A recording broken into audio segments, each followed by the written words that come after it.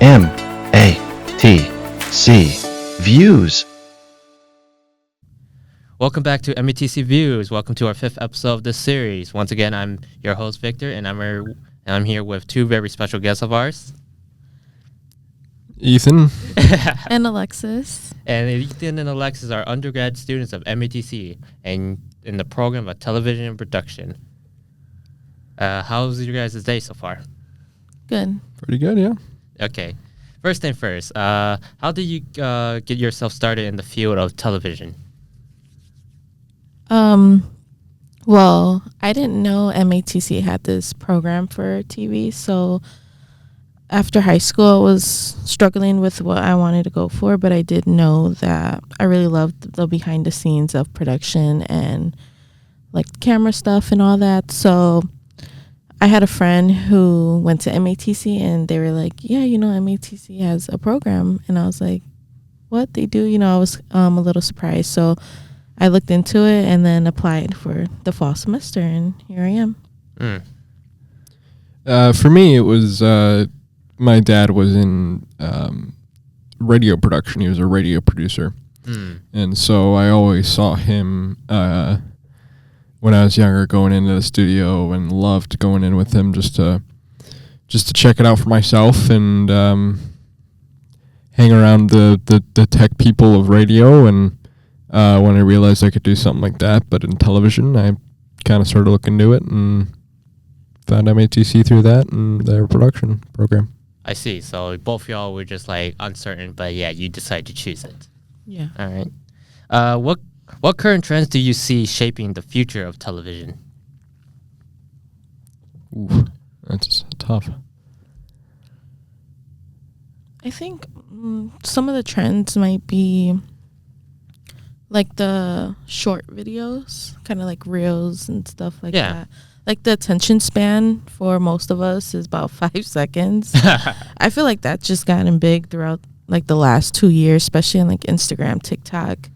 And like a lot of like influencers, like YouTubers, they don't even make that 30-minute vlog anymore. It's just shorts. It's just shorts. Yeah, reels. I feel like that's just been a thing. Yeah, a thing. Yeah, lately. it's been like a thing for a year now, like, Instagram shorts, Facebook shorts and all. Yeah, and to touch on the attention span, I mean, it's tough to stick on one shot in television now because you're going to lose someone's attention if something interesting isn't happening in the shot immediately. Yep. And so you just gotta be right on. You gotta be looking out at all times. And I mean, I'd say current trends are definitely changing where TV is going right now. Could you walk us through of how you process on developing or pre-planning a new project or production from your education? Like for the program? Mm-hmm. Like, how do you pre-plan yourself on working on a new project just for your like schoolwork and career? I say brainstorming is the first step, especially for new projects. Like our last for TV 105, the bio project, I kind of struggle with that because I really didn't know what to do. Right. I heard about all these other people doing different things like animation and stuff, and I was kind of stuck like if I had to do that. So I think the number one thing that I usually do is brainstorm, like I could go this route, this route, this route. And then after that, just storyboard it so that when you go into shoot, you kind of have an idea what shots you want first. And then whatever you get after, it's a bonus. For me, it's just kind of keeping an open eye. I mean, I don't have much of like a creative mind that can think on the spot. Right.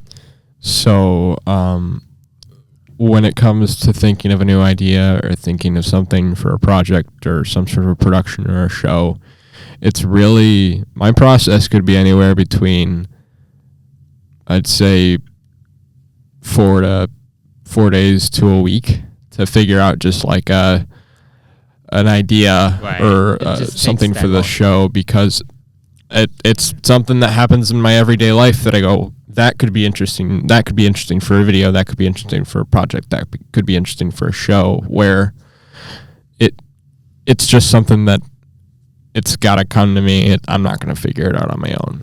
Right. Sometimes, like, you need help. You need some advice, maybe. Yeah. What production techniques do you think are essential for creating content, really? I think the kind of like the basics, Just just learning how to frame your shot. Like, if you don't know how to frame, not much headroom, just the basic techniques. just see on site, like really?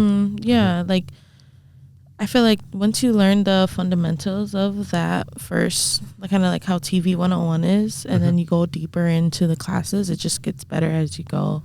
Right. Yeah, you can't do anything in production without knowing the fundamentals. And yeah, it's tough the first semester or first year where every single instructor in every single class Right. pushes fundamentals for absolutely everything, and you think it's just repetitive, but it's repetitive for a reason. There's a reason that it's pushing fundamentals. It's because you're not going to get anywhere in this business without understanding the fundamentals. Like it's Right.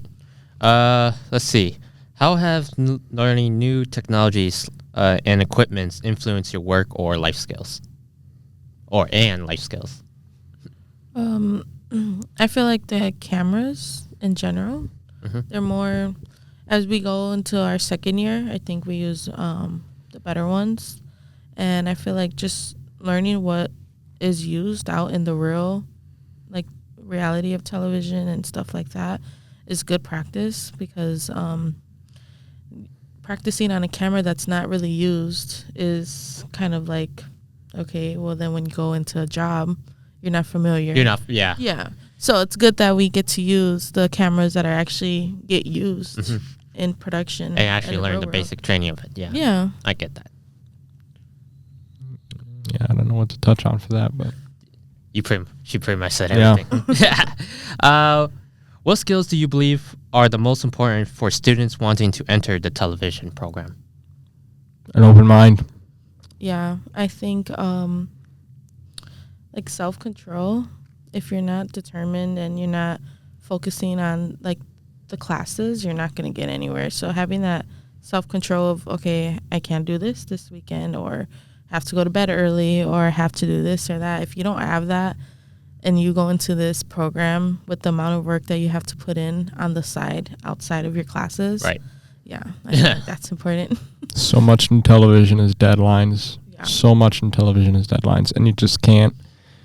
You can't Although get through it without making deadlines and without being on time. So, if you have the ability to be on time and make a deadline and put good work in that you have ready by that deadline, that's the biggest thing that you need to go into TV production. Yeah, I get that. Deadlines are very severe, and sometimes we have the questions like, is this really the deadline? And then there's a new deadline. Yeah, I get that. What educational background or training do you think is beneficial of this field? Well, I'm not sure, because most students came straight from high school. Right. So maybe something in high school would have to do with like photography, or I'm not sure if any high schools got anything to do with film or TV, but I know they do have stuff to do with photography. Right. So I think knowing the basics like white balance and stuff from a camera will really will kind of put you a couple steps ahead once you go into TV one, because that's the basics. I would even say that, I mean, you don't exactly need like photography or something like that, even if you're a theater kid or something like that, someone who's just a theater kid or an art kid, somebody who, like for me, I was in stage crew in high school. Right. And so I knew how to wrap a cable, I knew how to run a light board, I knew how to hang a light. Like, there were things that I knew going into this that I went into classes in TV and was like, oh, that's pretty much the same. There's just this small difference. So even if you're just in theater in high school and have a little bit of an understanding of like that behind the scenes aspects there, then that would prepare you perfectly fine for TV in college. Okay. Are there any online courses and workshop or resources you would recommend for students?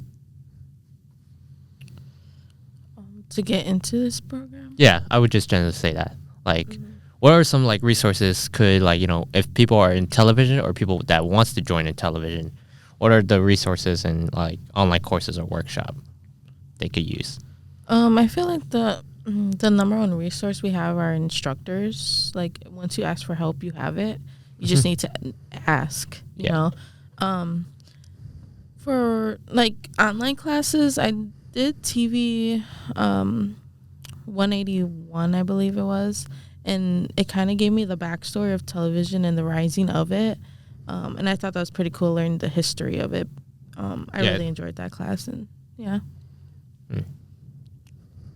Just instructors. Yeah. That's pretty much what everyone was saying in this podcast before you all joined in. What are some common challenges faces in this industry, and how can they be overcome, really? I think the most common challenge is you're replaceable. Like if you don't do what you're there to do, you don't do it as your full potential or anything, you're replaceable. So that's kind of like the most challenging thing in the back of my head, is just always make sure like you're on your stuff and you do it to the best of your like ability, because like I said, you're replaceable in this industry and they don't care if you're gone or not. So yeah, I'd have to agree with that one. That's I mean, any job you're replaceable, but here there's 30 other people gunning for your job, and the second it opens up, they don't care about you anymore. They're going to care about the next 30 individuals that they have to look at. How do you stay motivated and handle creative blocks? I don't. Like you're not motivated, like even like for me, I think it's just like sometimes there's definitely a lack of motivation to finish an edit, or to like sometimes I feel like I need to start an edit right now, and I need to finish this edit tonight, or I need to finish this edit tomorrow morning, or else I'm going to lose that motivation to do it, just because I feel like I could have finished it. I lose that motivation, and really it's just there's the thrill of editing or something, or the thrill of going out and shooting and getting that footage, that once that gets back in there for me, that mindset, it motivates me to get through to the end. It's just that motivate. Yeah. Yeah, I think what motivates me too is the going into different projects. Right. Like learning and how to shoot that, like the news story, for example, or the bio project. Just like being motivated to learn like different ways to shoot something, because shooting something news is different than what we normally shoot. So that was fun for me. And like Ethan said, like the lack of, like there is some lack of motivation when you're drowning in other projects and like multitasking. Multitasking. But when you love what you do and you love what you're shooting, once you get in that seat like to edit, you're just like, okay, let's go. Like I want to make this as perfect, cool. Right. Yeah, like it's gonna be like awesome. So like I agree with that. I'd say I'd get bored. I got bored so many times last semester because I would get motivated one day just to finish 2 projects of editing or something like that. And then we'd be in class the next day, and I'm sitting there with no project to edit, because I'm like, I finished it yesterday. I followed the outline, and I did everything that was on there. Like, I don't know what to do. So Lauren's having me sit there while everybody's editing or something. Yeah. Right. I get that as well. Like, when we did, like, I think I remember when we first did our project, we already finished it. I'm like, oh, okay. Well, then now, like, because we did this team project about, like, interviewing someone. So I was just like, okay. We're just there. We finished our editing, and then now we have to finish this one. And it's like, oh, it's very standard. But then a week later, we have nothing to do. Yeah, we did Rock Climber in 112, and I got so excited about that one, because I'm like, holy crap, like text-based editing. This seems so easy. Like, I wish I had this for my for my ops day show. I wish I knew this. Yeah, like, when we learned about the text-based editing, I'm like, oh, why we didn't use So this? simple. Yeah, for the I was like, although I wasn't editing for the student op, but then I was just like, but we could have used this. Yeah. So I was like, and Belle was like, oh yeah, we should have. Okay. Question of networking and connection. How important is networking in your program, and what are some effective ways to connect with other people professionally speaking? It's so important. Yeah. I mean, you can't get by in the industry without networking. Mm-hmm. There's so many ways that you're gonna find a job, or you're gonna find something To fit in this field that you're not gonna get it by applying. You're not gonna get it by finding it online. You're gonna get it because you know the guy who is running it, or you know a guy who's helping with it, who just put your name in a hat and they said, all right, we'll take him. Yeah, So just need help. Yep. it's so important to get through. I mean, I got an opportunity coming up in August where just by knowing someone now, I've got a full day that I'll be working. So just know people, and it helps a lot. Mm. What about you, Alexis? I feel like networking is basically how you apply. That's how they know you. That's how they know your name. They know the field you're in. Yeah, it's basically getting your name out there, showing them what you can do.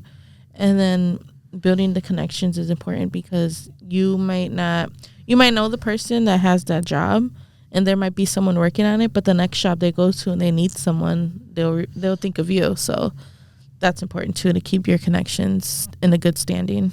Mm.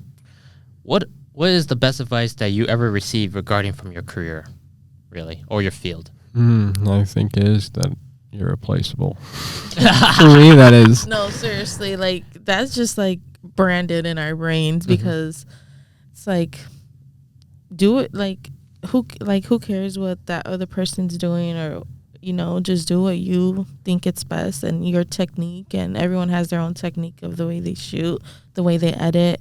So it's like the best advice is just basically stay in your own lane, because like you are replaceable. Don't worry about the next person, just worry about yourself. I think I've lived my life by that my whole life, and I just never realized. Right. Because you don't think about that unless somebody just tells you straight up, you're replaceable, Victor, you're replaceable, or something like that. And so I've definitely lived my life by that, because I'm a workaholic, I can admit to that, but I want to do a job well. But if you don't do the job well, they're just going to replace you. Yeah, so I live by that. Just don't work too much yourself. Oh yeah. If you can go back and give your younger self one piece of advice, what would it be? Do it sooner. Do it sooner? Yeah, I graduated high school, and like I said, I didn't know that this program existed. And I went straight into like working like a full-time job for 2 years, and now that I think back on it, I'm like, oh, I wish I would have done it sooner. But at the same time, I feel like I wouldn't have had that self-control as a teenager that I do now, that I'm in my 20s. So I was a little different back then. But okay. Yeah. Do it sooner for you. Yeah, okay. do it sooner. I would say don't be afraid to fail. Don't be afraid. I'm afraid to fail, and I'm trying to work on that. But if you're not afraid to fail, then you're going to learn so much more, because the more that you fail, the more that you learn from those mistakes, and the better your future becomes. So just don't afraid to fail. Don't be afraid to fail. Just by looking ahead, what are some upcoming projects or trends are you excited about to take? Like in this program? Yes, absolutely. I'm excited for Letters to Santa. I love Christmas.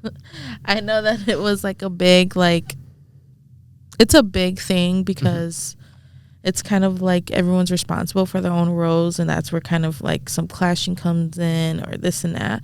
But for like the production itself, and like just decorate like the set and everything, that's what I'm excited for. Like just having that festive energy in the studio. Yeah. It's just, I love Christmas, so that's kind of what I'm excited for, and I think that will really test me and my abilities, especially working with a crew or working with us as classmates. I'm excited for that and see what I can do. Honestly, I just see is just collaborate really on that day, or not just on that day, but on that like project. Yep.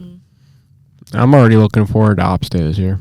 I mean, I'm gunning for that. I'm gunning for the EP position this year because I watched what happened last year, and I don't want it to happen again, and I know that there's a huge impression that we need to put for ourselves and for this program on PBS, and so I want to be able to self-direct, take those mistakes and turn them around and create something that create a work environment and not create an all-out brawl. Yeah, like let's say a awkward connection or like awkward position from everyone. Really, yeah, I get that. How do you see your own career evolving in the next few years? Really, like, are you like planning to take this as a 4-year degree, or are you planning this to make your own production? I think after this, I'm not sure. I was thinking of taking some eProd classes just in case if I do like freelance work, I get better at shooting on my own by myself. But I think after I graduate, I just really want to put myself out there, get a decent job in this industry, and maybe go back to school, like I said. But yeah, I see. Just slowing off the small start. I get it.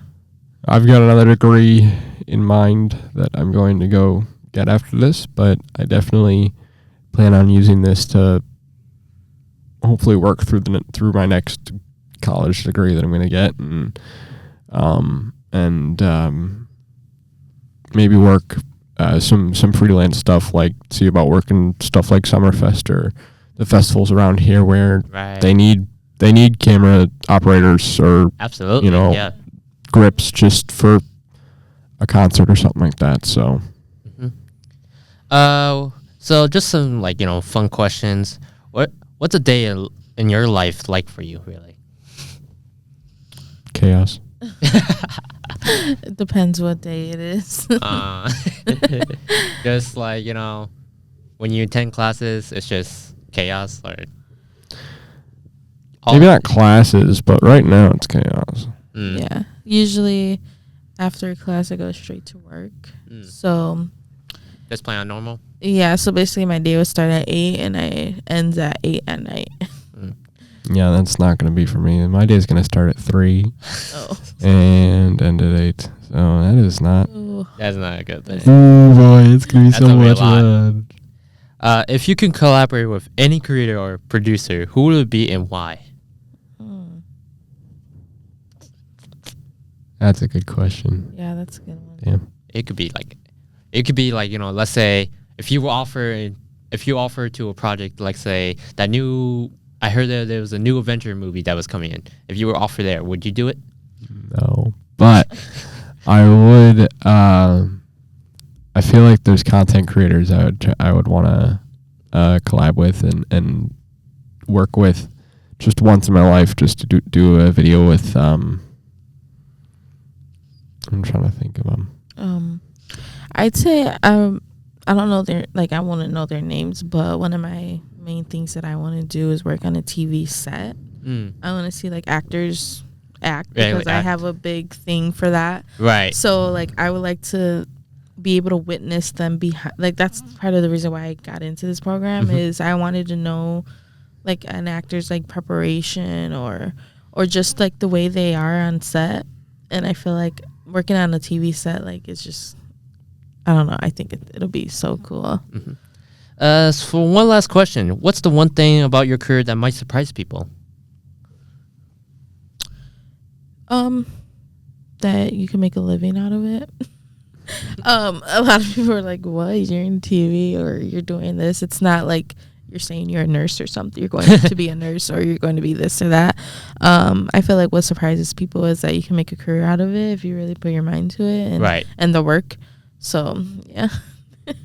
Yeah, people look at a camera and they go, "Oh yeah, I could pick that up." Right. But there's so much more to it that you can't just pick up a TV camera and understand it. There's a lot that goes into it. It's not like your phone. Exactly. It's not like a phone, like, you know, oh, you could do this app. No, it's like there's small fundamentals to the camera that you need to know, like lens and white balance too. Like a lot of people don't realize that your phone just automatically, you know, and then like there's like you have to do it by yourself. Right. And then you see it, it's like, why is it so blue? Oh, because you didn't white balance. What's a white balance? Yeah.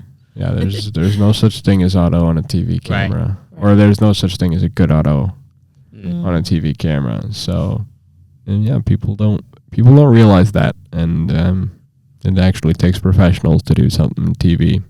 Right. Okay, that is the time of the episode. Thank you for watching and listening, and thank you. And please subscribe to this channel here.